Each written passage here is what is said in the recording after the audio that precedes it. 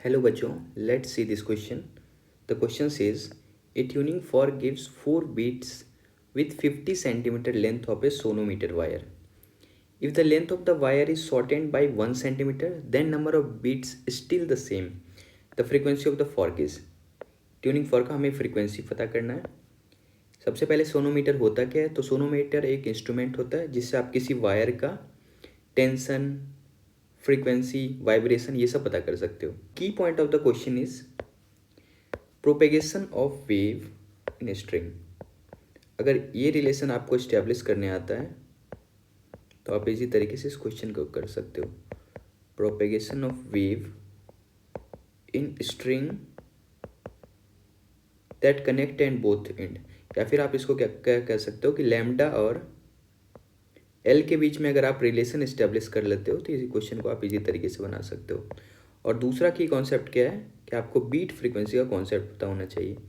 Beat frequency mainly क्या होता है? दो फ्रीक्वेंसी के बीच का डिफरेंस. ये कोई ज़रूरी नहीं है कि आप F1 माइनस F2 कर रहे हो या F2 माइनस F1 कर रहे हो. किसी में से आपको दोनों बीट फ्रीक्वेंसी ही देगा. क्वेश्चन में दिया हुआ है कि ये जो सोनोमीटर वायर, मेनली इस वायर के बीच में हम लोग वाइब्रेशंस देखते हैं. तो ये सोनोमीटर वायर में ये जो वायर लगा हुआ है, एक बार इसके लेंथ को 50 सेंटीमीटर लिया जाता है और एक बार इसके लेंथ को 1 सेंटीमीटर कम कर दिया जाता है, यानी 49 सेंटीमीटर बना दिया जा रहा है. तो हमें दोनों केस में जो है बीट फ्रीक्वेंसी एक ट्यूनिंग फॉर्क के साथ. ट्यूनिंग फॉर्क कैसा होता है? एक ऐसे शेप का ट्यूनिंग फॉर्क होता है, उसके साथ जो बीट फ्रीक्वेंसी बराबर दे रहा है. तो ट्यूनिंग फॉर्क का फ्रीक्वेंसी हमें गिवन नहीं है, तो हम लोग ऐसा मान सकते हैं कि ट्यूनिंग फॉर्क का जो फ्रीक्वेंसी वो एफ मान लेते हैं हम लोग. इस ट्यूनिंग फॉर्क के फ्रीक्वेंसी से एक 50 सेंटीमीटर वाला जो बीट फ्रीक्वेंसी दे रहा है वो सेम बीट फ्रीक्वेंसी कितना अचीव हम लोग कर पा रहे हैं जब इसे का लेंथ 1 सेंटीमीटर से कम कर देते हैं. तो सबसे पहले देखते हैं कि जब वायर का लेंथ 50 सेंटीमीटर हो, तो सपोज देखो वायर का लेंथ अगर 50 सेंटीमीटर है तो वेव का प्रोपेगेशन, आप दोनों में वेव का प्रोपेगेशन सेम लो, या तो इसका फंडामेंटल लो या फिर फर्स्ट ओवरटोन लो. दोनों में आप सेम ले सकते हो. अगर हम लोग फंडामेंटल फ्रीक्वेंसी लेते हैं तो फंडामेंटल में ऐसे कंसिडर करते हैं. तो इस केस में आप लैम्डा और लेंथ के बीच का रिलेशन क्या होता है? तो मैं इसे ले रहा हूँ λ1 मान ले रहा हूँ. λ1/2 = L लिखते हैं. L1 में ले रहा हूँ. L1 कितना दिया हुआ है क्वेश्चन में? आप फर्स्ट पहले कंसिडर कर रहे हो 50 सेंटीमीटर लेंथ. तो 50 सेंटीमीटर को अगर आप मीटर में लिखो तो 0.50 मीटर लिख सकते हो. तो यहाँ से λ1 आ जाएगा 0.50 × 2 = 1 आ जाएगा. तो λ1 = 1 मीटर. अब सेकेंड बार जब आप कंसीडर करते हो तो फिर से इस वायर को मैं ले रहा हूँ. इस बार वायर का जो लेंथ है 1 सेंटीमीटर से घटा दे रहा हूँ, यानी पहले 50 सेंटीमीटर था तो इस बार वायर का लेंथ 49 सेंटीमीटर कर ले रहा हूँ. फिर से मैं लैम्डा और एल के बीच का रिलेशन देख रहा हूँ, तो यहाँ मैं λ2/2 = L2 में कंसीडर कर ले रहा हूँ. और L2 क्वेश्चन में कितना दिया हुआ है? 1 सेंटीमीटर पर घटाने पे 49 सेंटीमीटर हो जाएगा. 49 सेंटीमीटर को आप क्या लिख सकते हो? 0.49 मीटर. तो यहाँ से λ2 = आ जाएगा 0.49 × 2 कितना होता है? 0.98. ये λ2 भी आ गया. सपोज ये वायर फर्स्ट टाइम है जो 50 सेंटीमीटर लिया गया था और सेकंड टाइम जब 49 सेंटीमीटर लिया गया था. अगर हम लोग फ्रीक्वेंसी और वेलोसिटी के बीच का रिलेशन देखें, जो वेलोसिटी वेव होता है, इसमें जो वेव का जो वेलोसिटी होगा उसके बीच और लैम्डा के बीच क्या रिलेशन होता है? वेलोसिटी = λ × f होता है. तो फ्रीक्वेंसी आप क्या लिख सकते हो? F1 = velocity by lambda. और ऐसे ही यहाँ पे सेकंड वाले के लिए भी क्या लिख सकते हो? F2 = velocity by lambda. अब क्योंकि फर्स्ट वाले वायर को λ1 माना था और सेकंड वाले वायर को λ2 माना था. यहाँ पर एक और बात है, ये जो वेलोसिटी है, ये दोनों वेलोसिटी हम लोग सेम लेंगे. ऐसा क्यों?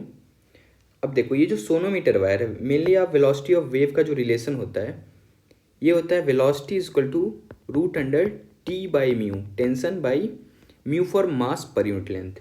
अगर आप इस वायर का लेंथ को थोड़ा सा कम भी करो तो होगा क्या? ये जो टेंशन अगर आप किसी लोड से आप इसको किए हुए हो, ये तो mg के बराबर ही रहेगा, तो ये टेंशन उतना ही रहने वाला है.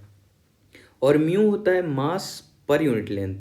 ये मटेरियल प्रॉपर्टी हो गया. ये ऐसा नहीं कि लेंथ आप कम करोगे तो म्यू का वैल्यू कम हो जाएगा, ऐसा नहीं है, क्योंकि ये मास पर यूनिट लेंथ है. इतने वायर का जितना मास है और डिवाइडेड बाई इसी वायर का लेंथ. अगर आप इसका 50 सेंटीमीटर से 49 सेंटीमीटर कर रहे हो तो मास भी थोड़ा घट रहा है, लेंथ भी थोड़ा घट रहा है, लेकिन ये रेशियो आपका बराबर है. इसलिए क्या किया जा रहा है? ये जो वेलोसिटी है ये दोनों कंडीशन में ये बराबर रहेगा. तो F1 = v/λ1 आ गया और F2 = v/λ2. यहाँ से मैं अगर F1 इक्वल टू लिखूँ तो F1 इक्वल टू आप क्या लिख सकते हो, V बाई लैम्डा 1 की जगह 1, और F2 इक्वल टू क्या लिख सकते हो, V बाई लैम्डा 2 की जगह 0.98। बस इतना हो गया। तो इसके बाद हम लोग रिलेशन एस्टेब्लिश करके इजीली निकाल सकते हैं। इसके बाद देखो क्या करना है, इसके बाद हमारा बीट फ्रीक्वेंसी का काम है। कहा जा रहा है कि दोनों कंडीशन में ये जो ट्यूनिंग फॉर्क है 4 बीट फ्रीक्वेंसी दे रहा है दोनों केस में। तो आप देखोगे ऑब्वियस सी बात है, ये दोनों में आप समझ सकते हो इन दोनों में F1 और F2 में कौन सा वैल्यू बड़ा है। 1 बड़ा है 0.98 से, इसका मतलब डिनोमिनेटर 0.98 छोटा है, इसका मतलब F2 वैल्यू जो है बड़ा होगा। तो इसका मतलब ये फ्रीक्वेंसी बड़ा है F1 से। तो यहाँ से आप क्या कह सकते हो, F2 is more than F1। तो ये हो गया। अब बीट फ्रीक्वेंसी है जो ट्यूनिंग फॉर्क है, ये जो ट्यूनिंग फॉर्क है इसका फ्रीक्वेंसी हम लोग कितना माने थे, F माने थे। तो यहाँ से आप लिख सकते हो ना F2 minus F equal to F minus F1। यही तो बीट फ्रीक्वेंसी है, दोनों फ्रीक्वेंसी के बीच का डिफरेंस, चाहे बड़े में से छोटे कर रहे हो माइनस या छोटे में से उससे छोटे वाले माइनस कर रहे हो, मेन ये डिफरेंस सेम आ रहा है। एक्चुअल में ये देखो ये दोनों किसके बराबर है, 4 के बराबर है। ये क्वेश्चन में गिवन है कि बीट फ्रीक्वेंसी 4 बीट्स है। अब जो F2 का वैल्यू वो लिख लेते हैं। F2 कितना हम लोग निकाल रखे हैं, पहले F2 हम लोग निकाल रखे हैं, देखो V बाई 0.98 और F1 निकाल रखे हैं V बाई 1। तो F2 इक्वल टू है V by 0.98 minus F equal to कितना है 4। इसको इक्वेशन नंबर फर्स्ट मान लो। अब ऐसे ही इस दूसरे वाले को क्या लिख सकते हो, F माइनस F1 कितना निकाले हैं, V बाई 1, तो सिर्फ V लिख सकते हो इक्वल टू, ये भी 4 है। ये इक्वेशन नंबर सेकंड हो गया। अब आप क्या करो, इक्वेशन सेकंड को ही सिंप्लीफाई कर लो। इक्वेशन सेकंड में क्योंकि हमें F निकालना है तो आप V को एलिमिनेट करने की कोशिश करो। तो V इक्वल टू आप क्या लिख सकते हो, F माइनस 4। इसको आप इक्वेशन नंबर थर्ड मान लो। अब हमारा काम है इक्वेशन थर्ड को इक्वेशन फर्स्ट में पुट करना। तो put equation third in first में पुट कर देना है बस। तो यहाँ से हमारा आ जाएगा V की जगह हम लोग क्या कर रहे हैं, F minus 4 divided by 0.98 minus F equal to 4 आ जा रहा है यहाँ से। तो यहाँ से मैं इधर ले ले रहा हूँ, इस 0.98 में क्या कर रहा हूँ, दोनों में कॉमन ले ले रहा हूँ 0.98।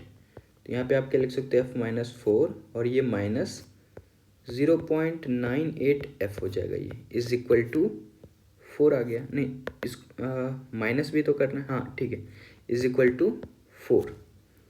तो यहाँ से आप क्या कर सकते हो, देखो F माइनस 0.98 F को आप क्या लिख सकते हो, 0.02 F, और ये माइनस 4 इक्वल टू ये 0.98 इंटू 4 करोगे 32, 2 और 9 इंटू 4 36, और ये 36 को आप डबल करोगे 3 ऐड करोगे तो ये क्या हो जाएगा 39। ठीक है 39, तो ये 2 पॉइंट इधर तो 3.92 हो जाएगा। तो ये आपका 0.02 F इज इक्वल टू ये 4 उधर जाएगा तो ये हो जाएगा 7.92।